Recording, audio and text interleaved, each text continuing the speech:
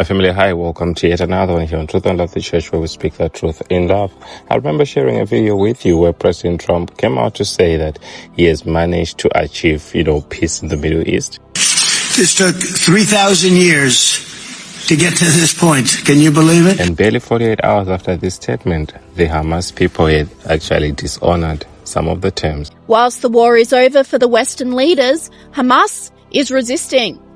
Just hours after signing the peace deal and Trump declaring the end of the war, Hamas staged horrific public executions of 8 Palestinians. And this reminded me of a prophetic warning that we actually shared with you. I believe that was 13 days ago or 14 days ago, 2 weeks ago, where Pastor Chris warned President Trump of these things. I learned that they're trying to get a deal in the Middle East. Is it a deal between Israel and the Palestinians? That can be said to be a deal. This took 3,000 years to get to this point. Can you believe it? And it's going to hold up too. It's going to hold up. But you can't have a deal between them and Hamas. And here's why. Because Hamas was called and branded a terrorist organization. Yes, sir. You don't have deals with a terrorist organization. Yes, sir. So what you put forth to them is actually conditions of surrender. Yes, sir. That's what you put before them. Yes, sir. How long will it take Hamas to disarm, and can you guarantee that is going to happen? Well, they're going to disarm, and because they said they were going to disarm. And if they don't disarm, we will disarm them. How will you do that? I don't have to explain that to you. But if they don't disarm, we will disarm them. They know I'm not playing games. So the deal with the Palestinians, why you extend a form of amnesty type, a kind of amnesty, right, to the terrorist organization. And you say, you lay down your arms and everything will be all right. If you don't, it's a fight. We have told them we want to disarm, and they will disarm. And if they don't disarm, we will disarm them. And it'll happen quickly and perhaps violently. So that's the kind of thing they are arranging. What I find bad about the whole stuff is Tony Blair likes to midwife this. But Tony Blair has been there for a long time. I don't know why they would want to include him, because he's neither a deal maker nor a man of peace. When world leaders were paying homage to the king of the world, Trump, on that Egyptian stage, up popped Tony Blair. There are lots of people saying Blair is completely the wrong person to do this. He'll never be accepted in the Arab world. Look at Iraq. What a mess up it was. It would be an absolute disaster for Blair to be involved. So I find that this is going to be a problem from day one. One of the people that wants to be on the board is the UK former Prime Minister, Tony Blair. Good man, very good man. So this is ill-advised. See? Because he doesn't have a record of having settled a single trouble in the world. How do you manage? So this looks like a scheme by the Europeans. A scheme by the Europeans, which means that while Trump might be thinking they're on the same side,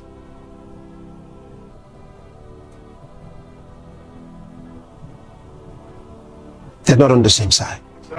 So this could be blamed on Hamas not accepting a deal. Let me give you an early warning. I'm about to show you something terrible. It's vision of the cruel and bloodthirsty murders still happening in Gaza, even though the ceasefire is in place and the war, we hope, is over. You see, Hamas are now back in control of the central areas vacated by the Israeli Defense Forces under the ceasefire. And Hamas, as is their way, as has always been their way, have been executing their rivals or anyone who dares to oppose them. And while we won't show you the actual executions, this is distressing vision. Yeah, how about the crowds gathering to watch? That was Gaza yesterday. This is terrible. It's nothing new, of course. Hamas has operated like this for the 2 decades that it's run Gaza. And it just shows you why Israel, with America's backing, was right to try to eliminate Hamas after the October the 7th atrocities. And by the way, it also underlines why Anthony Albanese has been so wrong so often by repeatedly calling for ceasefires when Hamas and Hezbollah in the north were all powerful, raining rockets on Israel, killing innocents and terrorising populations, Israeli and Palestinians alike. Albanese kept saying that Israel should stop pursuing Hamas. What lunacy. The latest killings also show why it's imperative that the remnants of Hamas are disarmed as soon as possible, as they are supposed to do under Stage 2 of the peace plan, a point underlined today by the US President. We have told them we want to disarm, and they will disarm. And if they don't disarm, we will disarm them. And it'll happen quickly and perhaps violently. But they will disarm. Do you understand me? Yes. This is the critical next step. But the point I want to make today relates to the media coverage of these executions. And not because I want to play games by poking fun at media rivals. This stuff is important. The coverage of the Gaza war has been dishonest and distorted, as I've shown you time and time again.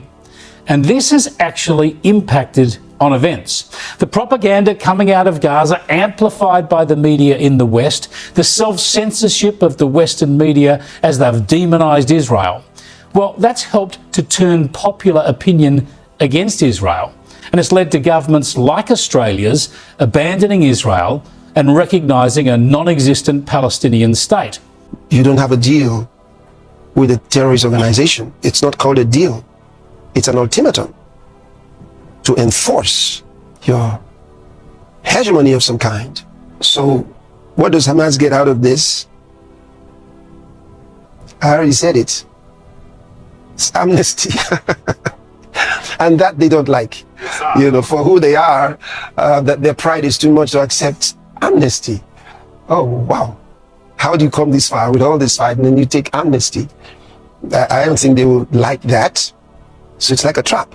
But the truth of the matter is, what they did October 7 was bad. It was bad. It was bad. There's no way to look at it and excuse it. There's no excuse whatsoever. There's no excuse, especially when you think of the fact that several of those people that were captured by them died. How do you explain it? Men were killed.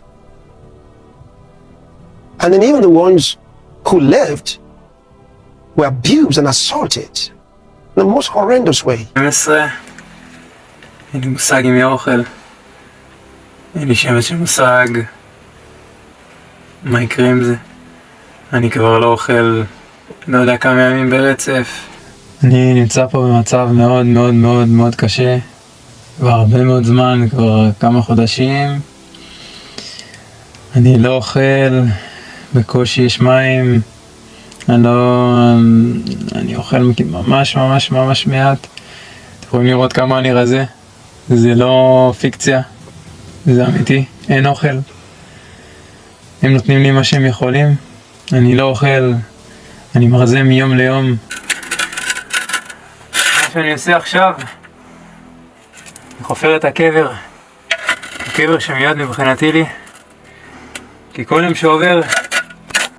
So, it's inexcusable. Inexcusable.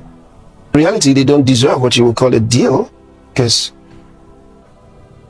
by every standard, what they did was wrong.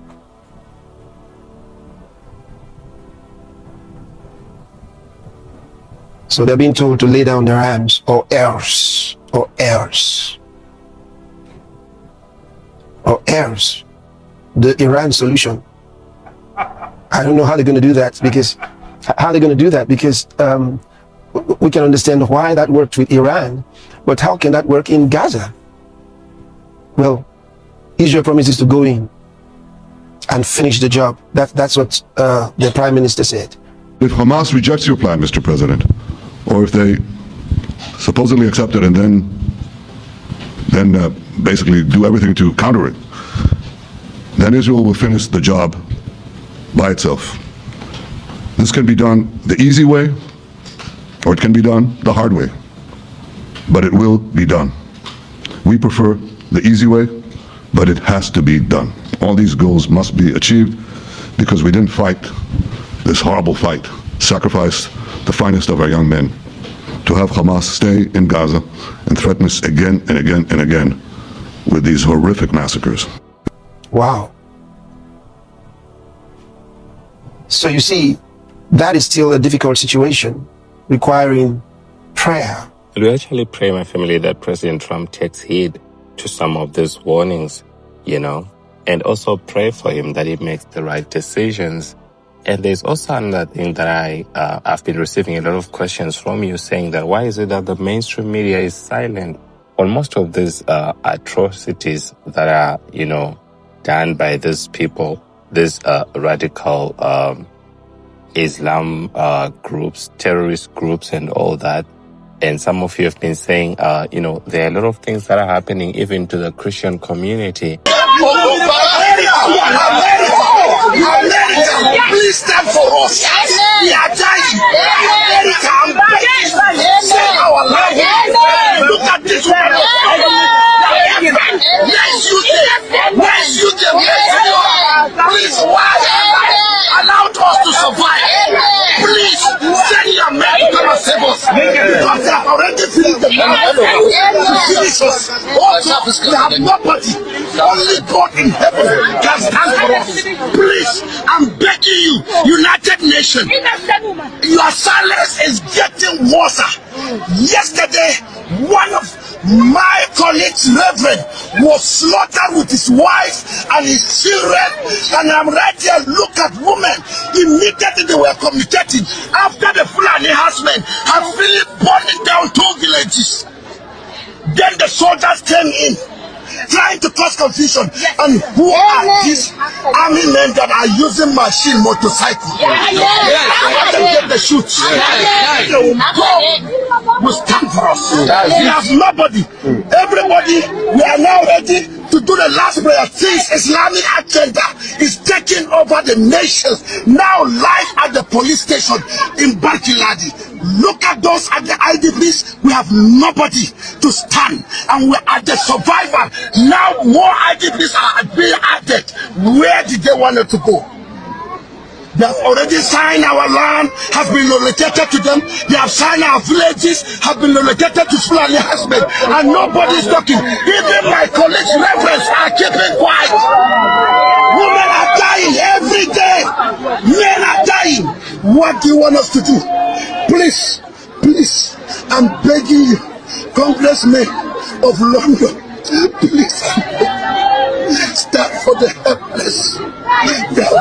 So that is very sad. And, one answer as to why the, mainstream media is quiet about this thing, why they may even flag this video and they may say that this is hate speech, when you're communicating the truth, when you are saying things that they don't want you to say, it's because of this revelation. I want to share with you this thing about the mark of the beast. Listen, before I show you the handwriting of John, I want you to understand. They can just see it on the screen, right? All right.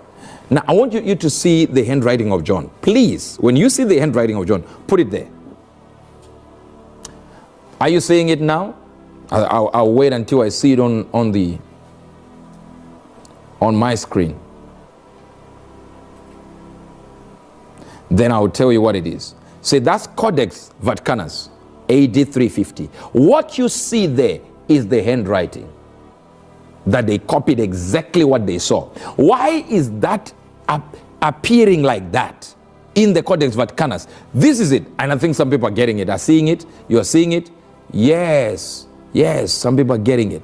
Now, what you see there is what John saw. He did not write 666. Now, it depends now with the person who is going to interpret it. If a person from the Greek, from Greece takes that, you will see the first X-like thing as a 600. The one that looks like E there, you will see it as 60. But if you look at the ancient Greek, they will say, I don't know why he was writing in bad handwriting when it comes to this number. His handwriting kind of changed right there when he got there. So they are now getting to a point where they are thinking, wait a minute, what is written there? So John wrote it and wrote it the way he was shown by God in that vision. He didn't call it 666. He said, let him who has wisdom. In other words, he is saying there is a problem here. Even me, I can't even know what this is. So he with wisdom, let him know what that is. I'm going to be asking God to tell me what that is. But guess what? That is not what you think. If I'm going to write 666, I don't need wisdom. I just said the number is 666. So he put it exactly the way you saw it in a vision and placed it there. Please screenshot now. Screenshot that. And that's what you're going to find in Codex Vaticanus. So screenshot it now, take it, keep it, because we are dealing with that. Now take it out. Now, this is the code that he saw. He said, let him that is understanding of what the multitude of the beast is. For the multitude is a number of a man, an arithmos. In other words, a multitude that will use this code. Then he placed the code, and the people that translated our Bibles, because they are translating into Greek, they are thinking everything is Greek. So they get to the 666 thing that John saw and just put it forward. And they say, okay, I don't know what he was trying to say here. I don't know. But this one represents 600. This one in our language represents this. This one in the Greek. They got in the Greek and God didn't give it in the Greek. Give us the last one, or the last one on the list. Doesn't mean to say, watch this now. Do you see this number here? Do you see what is there? That thing you see on the bottom, if you take those crosses, those are swords, and you make them upright, and you take that 3 and you make it stand up like that, it's still the same thing as the top one, right? Get to the second image so they see it. I want you to see it. I want you to see it. Do you see that person there? I don't know whether they're seeing it. Do you see that person you see there is wearing a headband, and that headband has the same numbers and the same signals that John saw? And in the Hebrew, watch this, in the Greek, it means 60, 600, and 6, as you see that in red. So it's still what? 666. But in Arab, it means the warriors of Allah. Now I want you to go to the screen. Go to my go to the other picture. Go to the other picture. You see that picture? Do we have another picture after that? Oh, that's the last. Do you see that? Now I've brought it very close to you so that you can see it. This is the mark he put. But the translators are Greek. They are translating into Greek. So they are thinking immediately it's actually what? It's their language. So here is the word. In verse 18.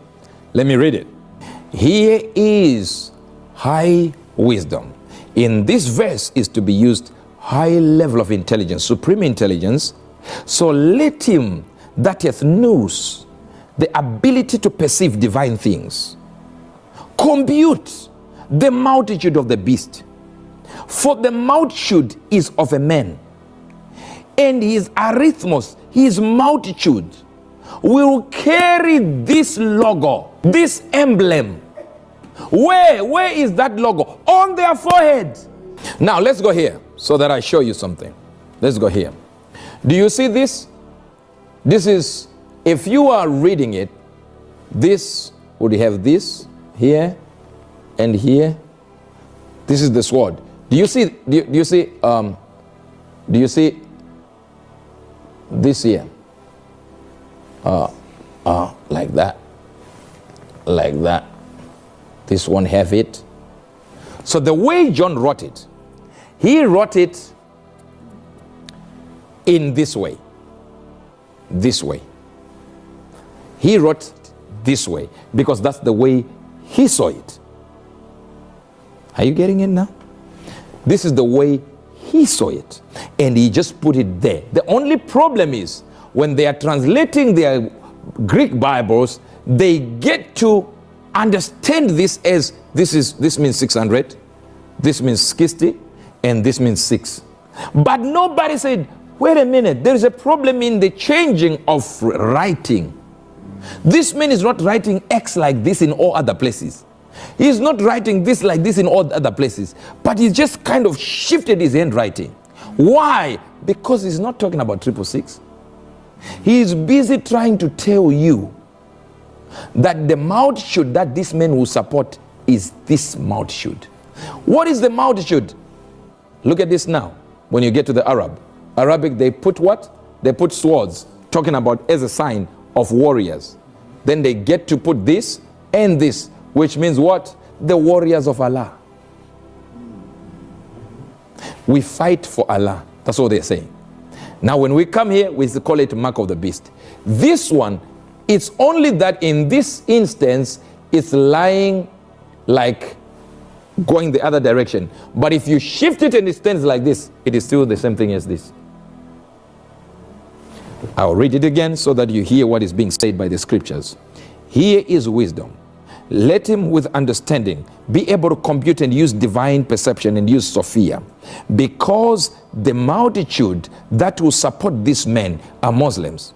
Just so that if there is a Muslim there that fights and tries to figure out what is, can I write here? Yes. Ask him, any Muslim, ask him this name, Al-Masih, right? With an H here, then add Dijal. Ask him, what is this? Guess what they will tell you, the Muslims? They will tell you that's the Antichrist. It's in their Quran. They have the Antichrist. And they say the Antichrist will not be a genuine Muslim, but will be supporting Islam until he exposes his type of person, who he is. They agree that the Antichrist will come and say he supports the Muslims. Look at where the world is going. 4% Muslims in Britain, but guess what? They have more power than 69% Christians. Everyone is talking good about Islam. Every president comes out and says, yeah, it's a very peaceful religion. Obama, basically a Muslim. Yeah. At one time, look at it, look on YouTube, when he was saying, my faith, in my faith, the Islamic faith, he said, wait, a Christian faith is there. What I was suggesting, you're absolutely right that John McCain has not talked about my Muslim faith. And you're absolutely right that that has not come my Christian faith. It's still there to this day. How can you forget you are a Christian? How do you make that mistake? Like, oh, yeah, in my faith, Hinduism. Sorry, a Christian. How? A real Christian forgets that he's a Christian and calls Allah. And where was he born? America. But where did he grow up? Muslim world. That's where he was, moving from one Muslim country to the other. The guy spoke Arab. When Trump went into the White House, they removed pictures of Islam to changing times when they would worship. I think Christianity was given 12 seconds of silence or something, and Islam was given minutes and minutes by Obama in the White House. And that's the first thing Trump did, remove it. And some of you are so dumb. You think he's black. No, he's not black. His father is black, his mother is white. He can't be black. That's not a black person. How can he be a black person when he's sharing half? How can he be black? See, it's so amazing how the Western world, if you are mixed race, they call you black. Yeah. Wake up. Stay woke. Trust me. So understand. So you heard it, my family. That is why we don't have anyone opposing these people. You never see any, mainstream media coverage of all these things that they are doing. All right. So I guess you got your answer. So I'll meet you in the next one. As always, do share your thoughts.